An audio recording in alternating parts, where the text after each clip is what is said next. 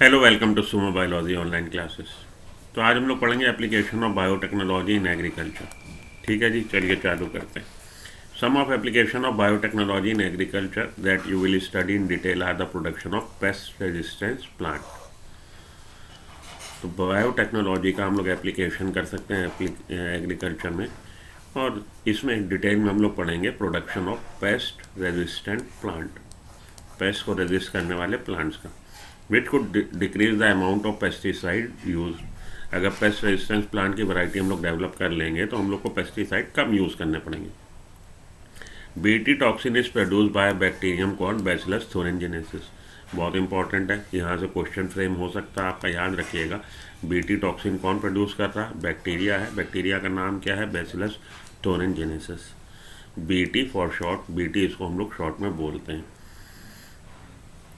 Bt toxin gene has been cloned from the bacteria and been expressed in plants to provide resistance to insects without the need for insecticide। तो BT toxin gene, वो gene जिसकी वजह से BT toxin बन रहा है किसमें? Bacteria में, उसको हम लोग क्लोनिंग करेंगे, मल्टीपल कॉपी बनाएंगे और उसको हम लोग प्लांट की सेल्स में इंट्रोड्यूस कर देंगे, और वहाँ पे उसका एक्सप्रेशन, जीन का एक्सप्रेशन क्या है? Expression of gene. अगर कोई जीन है उसका एक्सप्रेशन जो है फ्लो ऑफ इंफॉर्मेशन, जिसको सेंट्रल डोगमा, जीन का एक्सप्रेशन, जीन से ट्रांसक्रिप्शन होगा, मैसेंजर आरएनए बनेगा, और मैसेंजर आरएनए के ट्रांसलेशन से प्रोटीन बनेगी। ये कहलाता है जीन का एक्सप्रेशन।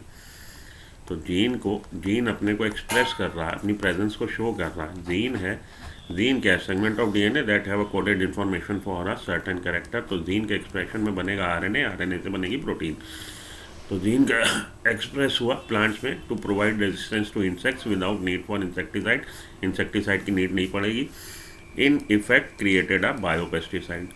तो बायोपेस्टिसाइड बन गया ऐसा बायोलॉजिकल इंटिटी जो पेस्टिसाइड में कन्वर्ट हो गई है। Examples are BT cotton, BT corn. Examples हैं इसके बायोपेस्टिसाइड के। एग्जाम्पल हैं BT cotton, BT corn, rice, tomato, potato, soybean etcetera. Okay, चलिए आगे। बीटी कॉटन पे आइए। What is BT cotton? Some strains of bacillus thuringiensis produce proteins that kill certain insects such as lepidopteran, tobacco budworm, army worm. ये आपका order है, class insecta का order lepidopteran, उसमें आ रहे tobacco budworm, army worm, coleopteran, coleopteran में beetles, डायप्टेरन, डायप्टेरन में flies, mosquito. Bacillus थोरेंजेनेसिस ये याद रखिएगा, लेप्टोटेरन, कोलियोप्टेरन, डिप्टेरन, ये डायप्टेरन, ये याद रखिएगा, और इनके एग्जाम्पल याद रखिएगा। ये ऑर्डर हैं और उन ऑर्डर में मिलने वाले insects. Tobacco budworm, army worm, coleopteran में बीटल्स और डायप्टेरन में आपके फ्लाइज और mosquito. Bacillus thuringiensis form protein crystal during a particular phase of their growth. Protein crystal बनाते हैं एक पर्टिकुलर फेज में ग्रोथ की। This crystal contain a toxic pesticide insecticidal protein. ये जो प्रोटीन के क्रिस्टल बने हैं ये टॉक्सिक हैं, इंसेक्टिसाइडल है, इंसेक्ट को ख़त्म करने वाले हैं।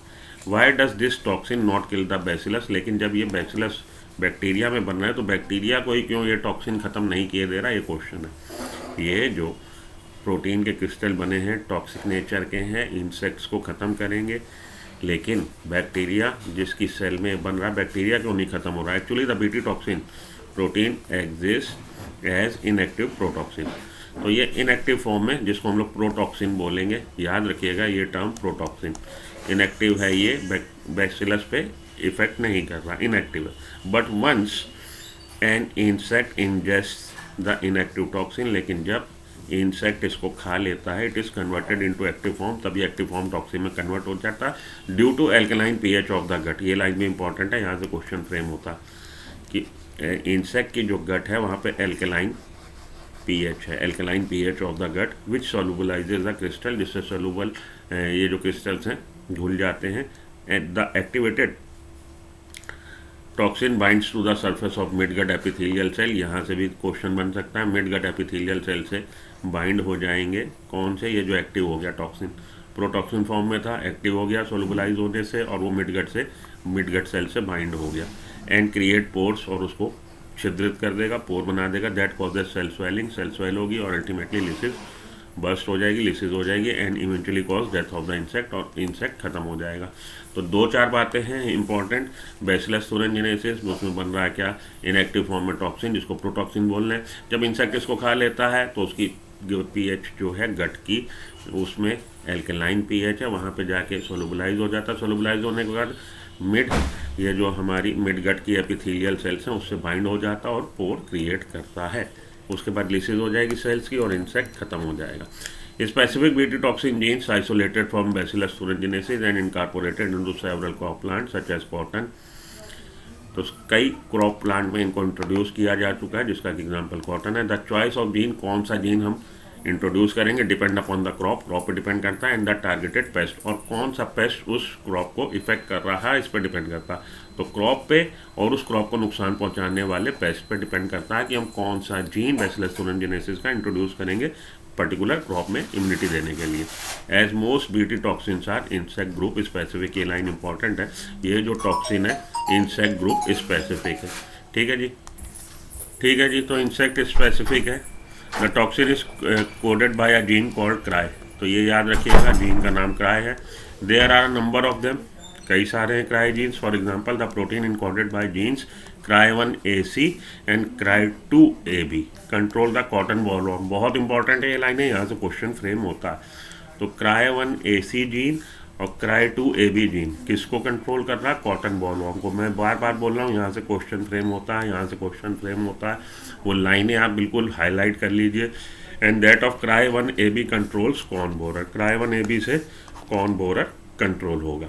तो अगर आप कॉर्न प्लांट को इम्यूनिटी देना चाहते हैं, कॉर्न प्लांट को आप सिक्योर करना चाहते हैं, इंसेक्टिसाइड में बदलना चाहते हैं, किसके खिलाफ, कॉर्न बोरर के खिलाफ, तो आप कौन सा जीन इंट्रोड्यूस करेंगे, cry1AB इंट्रोड्यूस करेंगे कॉर्न में।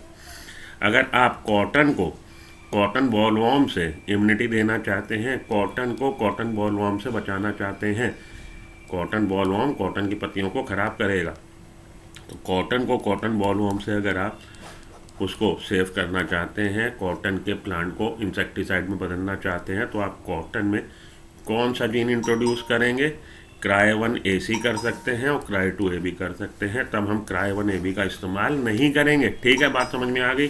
चलिए आगे। तो ये देखिए, यहाँ पे कुछ क्वेश्चन आप लोग के लिए मैंने रखे हैं जिनको पढ़िए।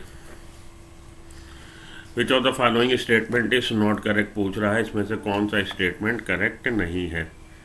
तो देख लेते हैं कौन सा स्टेटमेंट करेक्ट नहीं है।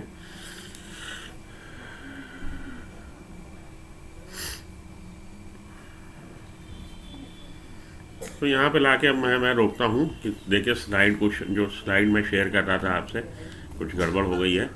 तो अगली बार के लिए क्वेश्चन सेक्शन रखते हैं। यहाँ तक तो आपने देख ही लिया है, हम लोग ने बीटी कॉटन को एक्चुअली कवर कर लिया है और इंसेक्टिसाइड प्लांट्स को कवर कर लिया है, या कहिए कि एग्रीकल्चर में क्या यूज़ कर सकते हैं बायोटेक्नोलॉजी का, उसको कवर कर लिया। एक सेक्शन हम लोगों ने कवर कर लिया।